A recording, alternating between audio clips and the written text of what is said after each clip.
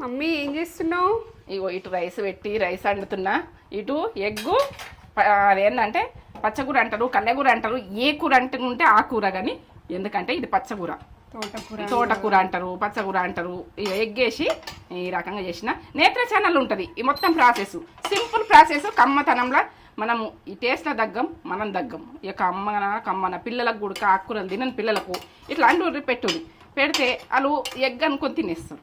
ఇక మొగళ్ళు ఉడక ఇంట్లో ఏ పచ్చకూర అన్నామంటే తినలేము అనుకుంటారు. ఎగ్ వేసినాం అనుకో బయటకు పోయి తినరు, ఉడక ఇంటలేదు తింటామంటారు. అంత కమ్మ ఉంటుంది. ఇక నేను ఈ కమ్మతనానికి నేనేం చెప్పలేను. అలా పచ్చకూర అన్ని పెట్టినా ఫీలింగ్ ఉండదు.